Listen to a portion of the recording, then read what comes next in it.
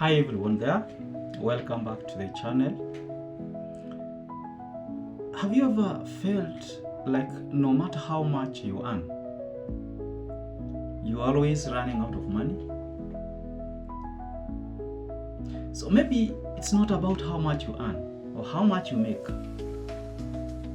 but how your behavior is with it, or how you behave with it. You might be earning good amount of money or small amount of money, but in personal finance, that does not matter. That does not apply. Your money behavior matters. So today we are diving into something that affects all of us, but rarely get talked about in personal finance.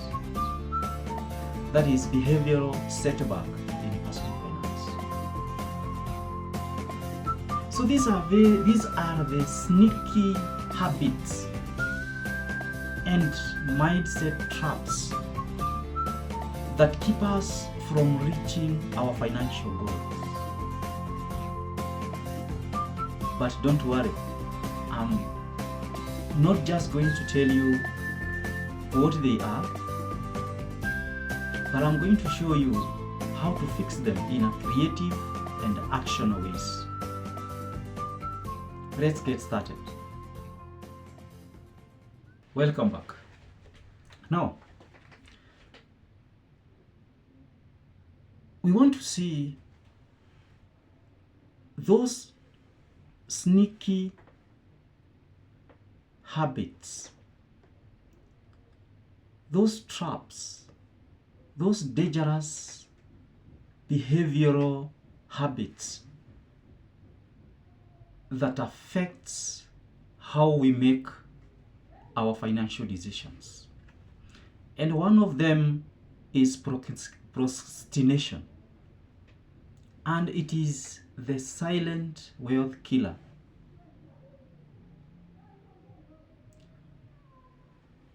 We have all done this, thinking that we will start saving, investing, and paying off our debt tomorrow. But guess what? Tomorrow turns into months, then next year, and before you know it, you're always stuck in a cycle of financial delays. We have all been there. Putting off investments, delaying investing, and ignoring that credit card debts. But here is the truth. Time is money.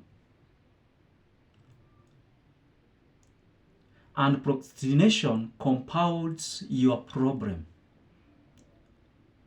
The more you continue to delay to make that decision of investing, of saving, of using your time well, taking that course to increase your skills, going for that course to increase or to add value in your financial literacy, in your digital literacy, it compounds. And before you realize, you have delayed everything in your life. So let me show you this. If you invest $100 a month and you start this at age 25, just $100, or let me say 100 shillings in Kenyan shillings, and you start it when you are in 25 years old, you could have saved over $250 or $250,000 when you reach age 60. A very small. But if you wait up to 35 and you start saving, you will save a half of that. So the game is here. Time is your biggest asset. You need to use it wisely.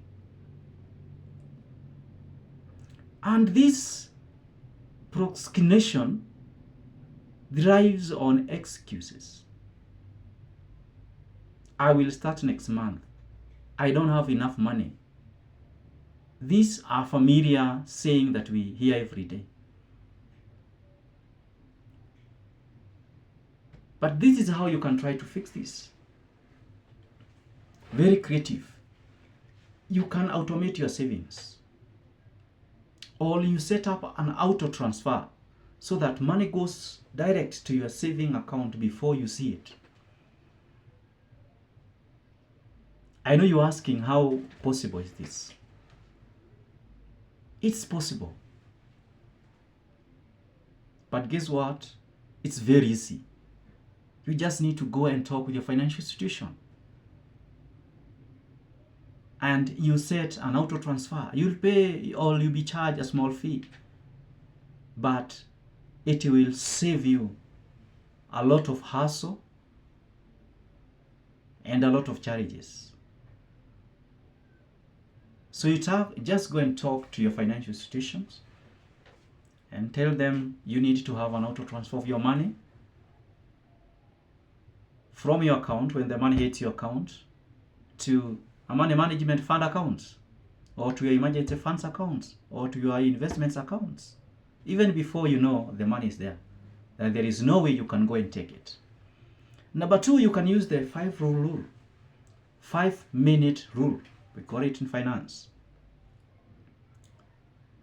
If a money decision takes less than 5 minutes, if the decision to use your money takes less than 5 minutes, like setting up an investment account, don't do it. Don't do it.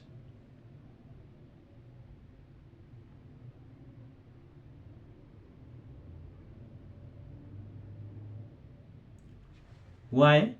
It might you don't need it. At long run, you don't need it. So remember, the small actions you take today will lead to a big result tomorrow. That small decision that you take today of stopping bad habits, of saying I don't have money, I don't have money to invest, starts with the small you have. I have said having a lot of money or not having, or having small and others having good salary, does not apply in personal finance. You start small with what you have. Right? Point number 2.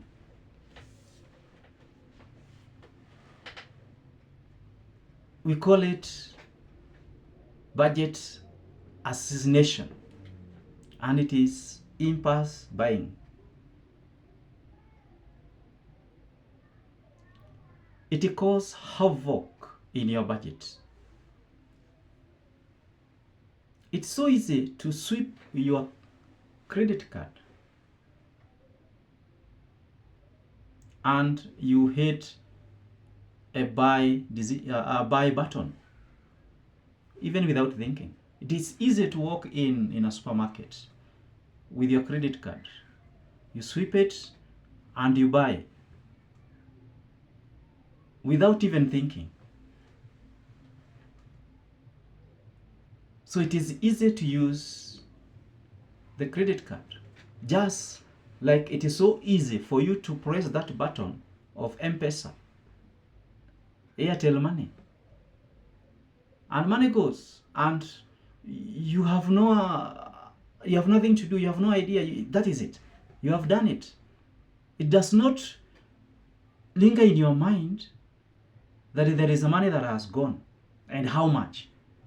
So you just realize it later. So although we're having this good way of how to manage and use our money, it has come with a lot of risk.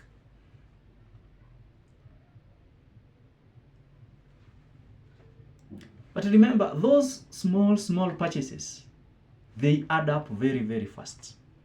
You swipe your credit card, you buy this. You swipe your credit card, you use M-Pesa, you buy this. But have you ever been caught up in just one of these traps? Have you ever been caught up in one of those traps? Like you go in to buy a toothpaste, and somehow within the bruise, you leave the supermarket with a new phone, 3 perfumes, a yoga mat that you will never use.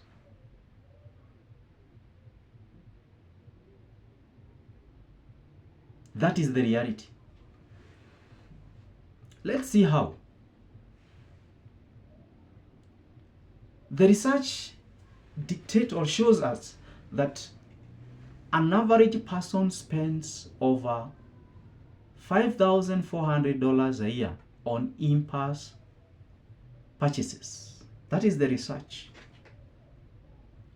That an average person can spend over $5,400 a year on impulse buying only. So that's enough money for you to go to a vacation, to put in your emergency fund, or even a down payment for a car or for an investment, for real estate. Right? A huge amount of money. So how many days have you been caught up in this trap? Going to a supermarket, going to the market, going to a shop, and you come up with so many things that you never even planned to buy. So how can you fix this? You can use a 24 hours rule. That is, before any unplanned purchases over $50, you wait for 24 hours. You can convert $50 according to your country currency, and you see it's how much. The chances are you won't even want it tomorrow. If you delay that purchases that you had not planned for 24 hours, you realize even before the end of 24 hours, you don't need it. Guess what? You have saved your account. Number 2, you can decide to use cash instead of cards, instead of credit card.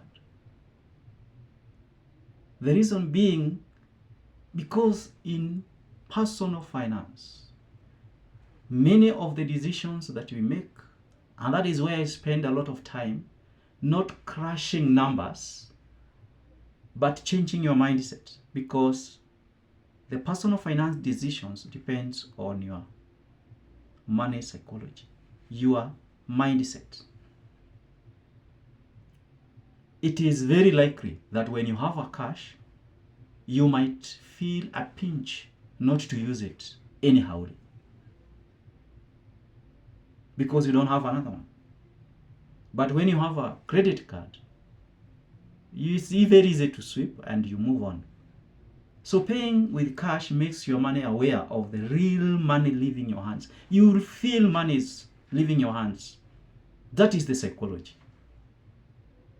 And you will feel that pinch. So it is not easy for you to use that money.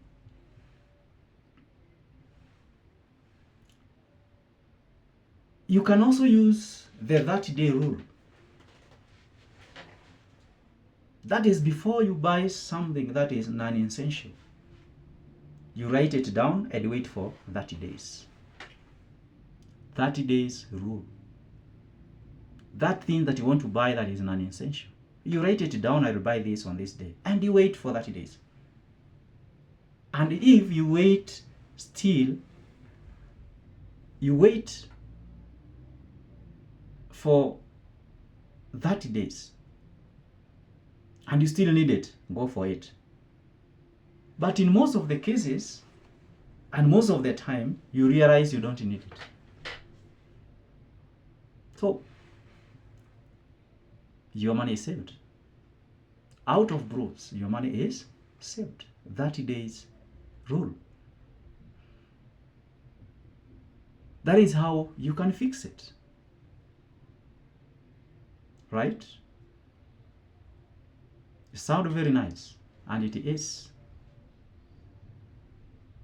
Point number three. Lack of financial literacy. And this is where we have the knowledge gap.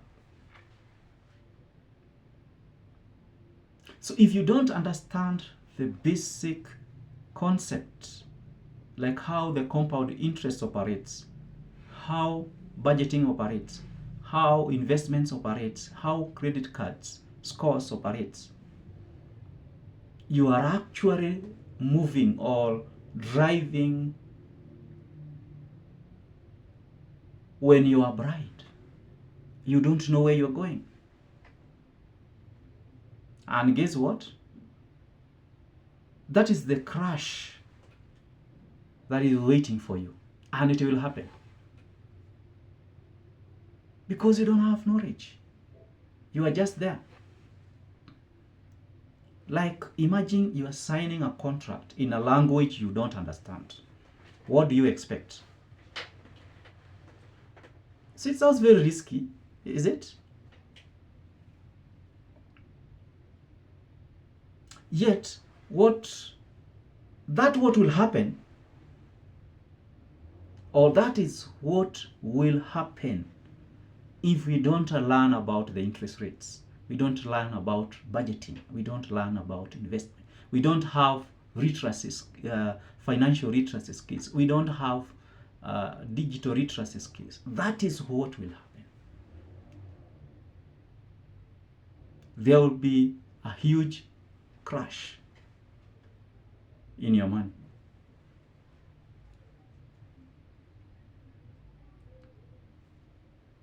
So, in simple terms, financial literacy, it is not a rocket science.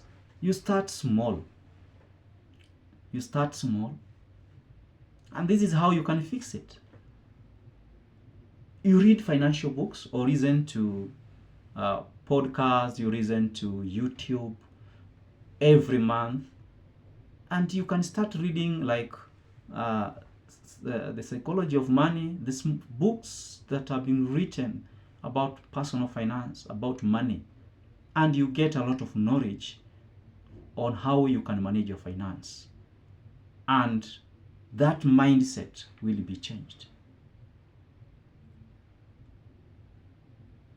You can follow the trusted financial educators like this channel. You can be able to watch videos, read articles, and you'll get knowledge. And remember, knowledge is power. And power leads to better decisions.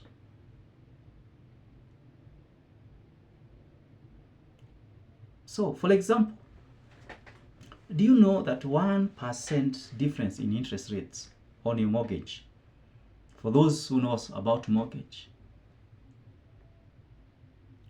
can cost you thousands over time? So knowing your numbers is very powerful. You have taken a loan and even you don't know the interest. You don't know how the interest continue to compound. So this month it was 15, next month 17, the other month is 20. So by the time the loan is, by the time you are thinking this is the time that I'm paying I'm clearing my loan, you realize you have still a huge amount of money to pay.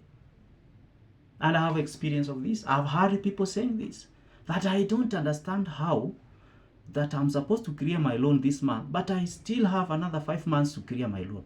I don't know what is happening. It is simply you don't have financial literacy. You don't have understanding on how the interest rates operate. You just went, took a loan, and you are given a plan to pay.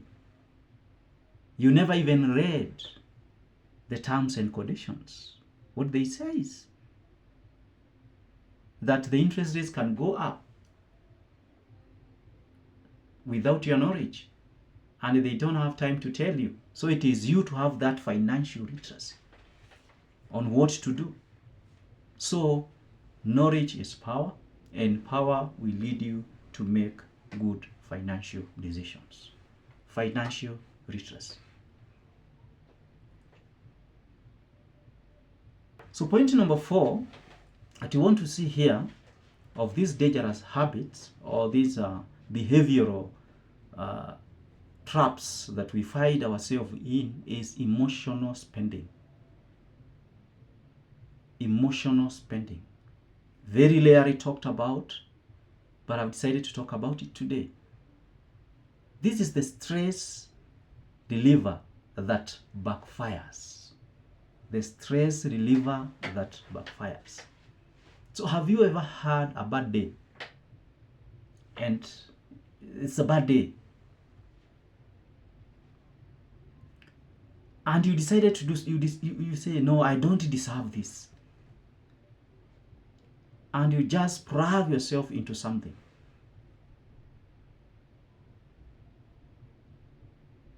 You say, I'm very stressed today, I want to drink. You drink 1 crate. Today I'm very stressed, I want to go to a vacation. You go to Zanzibar, you go to Tanzania, you go to Mombasa. I'm very stressed, I want to eat the best, go and eat in the best hotel. I'm very stressed. You have so many things disturbing you. That emotional spending. It feels good in the moment, but hurt your wallet in the long run. Maybe you have been there. You have been stressed, you have so many issues, and for you to relieve that emotion, you spend a lot of money without knowing in the long run it is going to hurt your wallet. It's going to hurt your finances. So how can you try to fix this? You need to identify your triggers. What is bringing that emotion, or the rise of the emotions? Are you spending because you are stressed, you are bored, or you are celebrating? Or if something happens, you celebrate, you spend a lot of money, you organize parties, now here and there, you go out with your colleagues, you spend human money. So you need to identify that thing that is triggering you towards that emotional spending. So once you know your trigger, replace that spending with a healthier habit. So you can say, oh yes, I'm stressed, but I can just decide to relax, just take a cup of coffee, call a friend, we talk, go and meet a friend somewhere, we sit, we talk, and that is done. So once you know your trigger, you have to replace it with a healthier habits. You can go for a walk, you can call a friend, you can practice mindfulness, you can read a book, you can take a keyboard and you play music. Okay? And later, your bank account will thank you, because there is no coin that will have gone out without you knowing where it has gone. That sounds interesting, but it is the reality. Point number 5. Finally, the fear of failure. And this is what you call the paralysis trap. Paralysis trap. So why are we calling it a paralysis trap? It paralyzes all what you can do. So how many people avoid investing, avoid starting a side hustle? Because they are afraid of losing their money. So that is why it is paralyzing what you could have started doing. The fear of failure. But the truth is this: not taking action is the biggest failure of all. Not taking action is the biggest failure of all.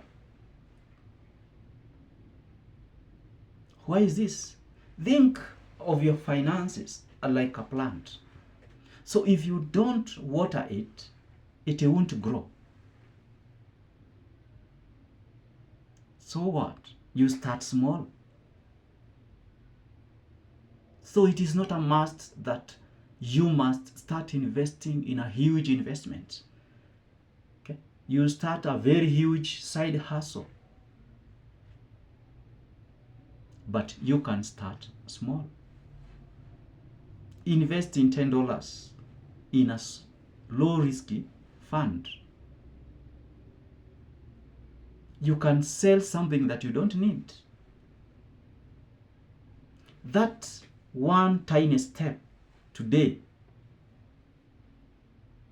will build up from there. Will start building up from there. So you can start investing the small amount of money that you have. You can invest in money market funds. Some just require 500, 1,000, 2,000.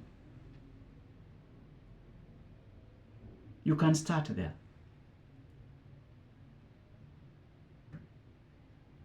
You can buy shares with 200, 500. You can start with 1,000, 2,000 shillings, and you buy amount of shares. And with the time, that tiny steps, that small steps will compound to something bigger as the times goes by.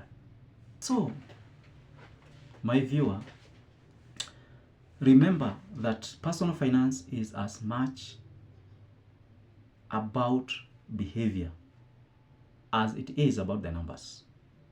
So no matter how smart you know how to crush the number, you need to work on your behavior. That is the key things. So that is why I started by trying to change your mindsets. That personal finance is more largely dependent on your behavior. So if you have found this video to be very helpful, you can like it, you can share, and remember to subscribe for more tips like this. So let's build better financial habits together. So see you in the next video. Thank you.